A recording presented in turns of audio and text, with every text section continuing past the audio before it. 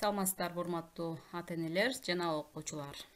Менин аты жөнүм Суюнова Айкөкүл Абдыкаровна, Исхак Разаков атындагы Кызыл Кая лицейинин кыргыз тили жана адабияты мугалими болуп эмгектенемин. Биз бүгүнкү видео сабагыбызда мамлекеттик тил предметинен 8-класстар үчүн, тактап айтканда орус класстары үчүн 3-чейректе өтүлгөн темалар боюнча кайталоо сабагын өткөрөбүз. Анда урматтуу 8-класстын окуучулары бул видеону кунт коюп угуп чыккыла, көрүп чыккыла, андан кийин берилген тапшырмаларды аткаргыла. 3-чейрек ичинде өтүлгөн грамматикалык темаларды эске салабыз, балдар. Бизге маалым, биз бул чейрек ичинде бышыктооштун түрлөрүн өттүк. Кыргыз тилинин синтаксис бөлүмүндөбүз. Айкындооч мүчөлөрдүн ичинен бышыктооч жана анын түрлөрүн өттүк. Эске салабыз, бышыктооштун 6 түрү бар, аларга бирден-бирден токтолобуз. Мезгил бышыктооч кыймыл аракеттин боло турган, болуп өткөн мезгилин билдирип, качан, качандан бери, качанга чейин деген суроолорго жооп берет. Орун бышыктооч кыймыл аракеттин ордун жана багытын билдирип, кайда, кайдан, каерде деген суроолорго жооп берет. Сыпат бышыктооч кыймыл аракеттин сыпатын билдирип, кандай, кантип, кандайча деген суроого жооп берет. Өлчөм бышыктооч кыймыл аракеттин санын, иретин, өлчөмүн билдирип, негизги суроосу канча. Себеп бышыктооч кыймыл аракеттин ишке ашуу себебин түшүндүрүп турат. Эмне үчүн, эмне себептен, эмнеге деген суроолорго жооп берет. Ал эми акыркысы максат бышыктооч болсо, кыймыл аракеттин ишке ашуу максатын билдирип, эмне үчүн, эмне максатта, эмнеге деген суроого жооп берет. Бул себеп бышыктооч менен максат бышыктоочтун бири-биринин айырмасын билүү үчүн бир аз кыйналганбыз. Дагы бир сере эсибизге салабыз, балдар. Себеп бышыктоочто кыймыл аракет болуп өткөн кыймыл аракеттин себебин билдирет. Ал эми максат бышыктоочто али ишке ашыйлы кыймыл аракеттин максатын түшүндүрүп турат. Биз бул темалардын ар бирине бирден сабакта токтолуп, көнүгүүлөрдү иштеп, эрежелерин карап чыкканбыз. Демек, бул эрежелер бизге канчалык деңгээлде жогумдуу болгондугун анда бул практикалык көнүгүү менен иштеп көрөбүз. Сүйлөмдөрдү окуп чыккыла, сүйлөм мүчөлөрүнө синтаксистик талдоо жүргүзгүлө. Бул сүйлөмдөрдү көчүрүп жазасыңар, балдар. Андан кийин үлгүдө көрсөтүлгөн тартипте талдайсыңар. Үлгүгө көңүл бургула. Бул жерде бул күнү жыйын жандуу өттү. Демек, биз сүйлөмдөн алгач баяндоочун табабыз. Бул сүйлөмдө баяндооч өттү деген сөз этиш сөз түркүмүнөн туруп атат. Бул жерде эмне болду? Өттү. Эмне өттү? Жыйын өттү. Сүйлөмдүн ээси жыйын. Жыйын кандай өттү? Жыйын жандуу өттү. Демек, кыймыл аракеттин сыпатын билдирип турат. Сыпат бышыктооч. Кыймыл аракет жыйын качан өттү? Жыйын бул күнү өттү. Кыймыл аракеттин мезгилин билдирип турат. Бул мезгил бышыктоочтун милдетин аткарды. Көнүгүүнү иштеп, өзүңөрдүн мугалимдериңерге тапшырманы жөнөтөсүңөр. Анда эмесе андан ары жылабыз. Сөз өстүрүү тексттерин эске салабыз. Бизге маалым, биз грамматикалык теманы өткөндөн кийин, андан кийин дароо эле сөз өстүрүү үчүн тексттерди өтөбүз. Биринчи текстибиз биздин кызыктуу текст Сулайман Тоо деген текст болгон. Негизги маалыматтарды кыскача эске салып коебуз, балдар. Сулайман Тоо Ош шаарынын борборунда жайгашкан. Силер көрүп турган жери бул Ош шаары, ушундай чоң шаардын так ортосунда Сулайман Тоонун жайгашып калуусу бул өзүнчө эле бир кереметтүү көрүнүш. Бул тоонун аталышы Сулайман пайгамбардын аты менен байланыштуу. Анткени ал ушул жерде тактыда отуруп, бүтүндөй жан жаныбарларга бийлик жүргүзгөн деп айтылат уламыштарда. 14-кылымда Бабур Орто Азияны бийлеп турган мезгилинде бул жерге хужура курдурган. Хужура кичинекей ак таан болгон. 2009-жылы болсо Сулайман Тоо ЮНЕСКОнун материалдык баалуулуктар деген бөлүмүнө Кыргызстандын атынан катталган. Азыркы күнгө чейин Сулайман Тоо өзүнүн ыйыктыгы, сыйкырдуулугу, кереметтүүлүгү менен Мекке сыяктуу адамдарды өзүнө тартып турат. Биз бул теманы өткөндө бул жердеги музейди, андагы өңкүрлөр жөнүндө дагы маалыматтарды алып, видеолорду көргөнбүз. Экинчи текстибиз. Саатты ким ойлоп тапкан? Демек, бул текстте биз сааттын ким ойлоп тапкандыгы жөнүндө так маалымат жок деп айтабыз.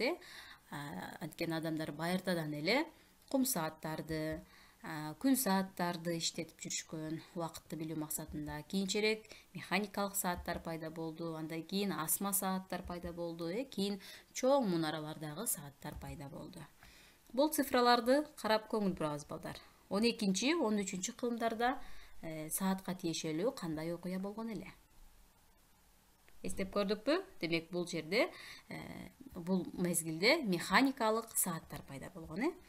Ал эми 1288 жылдан баштап Вестминстер аббатчылыгы бийик нерсеге тагылган тегерек сааттарды пайдалана баштаган. Бул силер көрүп турган имарат, мунара Вестминстер аббатчылыгы. Ушул жерде сааттарды кооздук үчүн тага башташыптыр. Ал эми 1404 жылы болсо, улуу князь Василий Дмитриевичтин буйругу менен Спасск мунарасындагы силер көрүп турган саат коңгуроо кага баштаган. 17-кылымдардын аягында болсо, буга чейин мүнөт деген саатта жебе жок болгон. Ошол мүнөт жебе 17-кылымдын аягынан пайда боло баштаган экен. Кийинки текстибиз. Бул күмбөз силерге тааныш. Бул айтылуу Манас күмбөзү деген аталыш менен аталып жүргөн архитектуралык курулуш. Манас айылы деген текстибиз.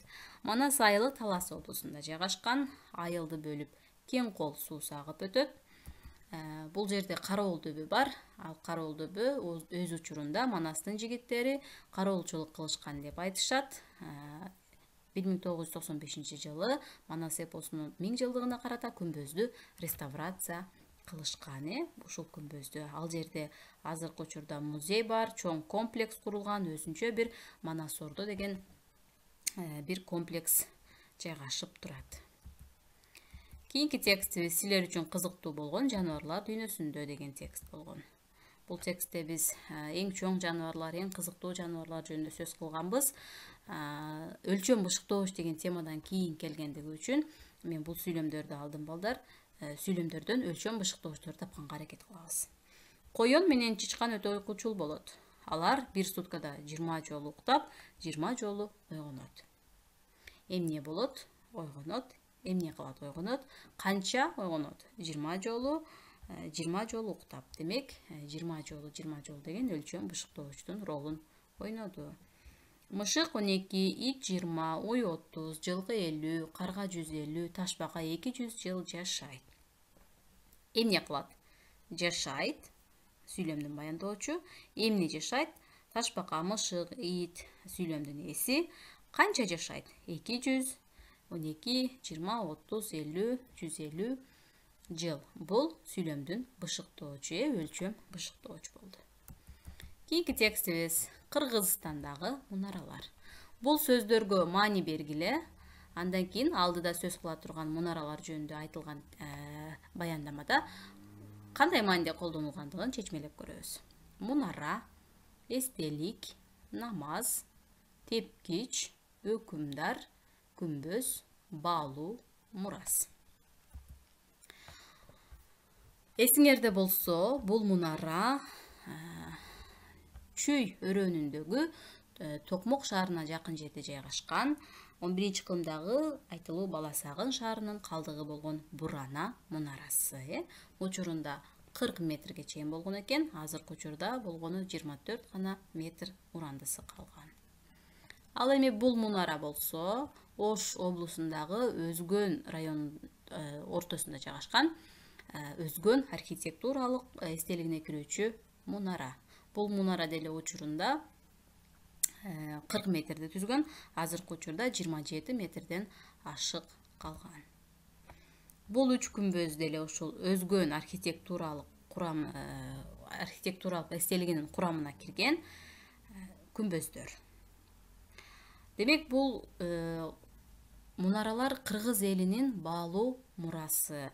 Анткени алар 11-12 кылымдардан бери сакталып келаткан улуу мурас деп эсептесек болот.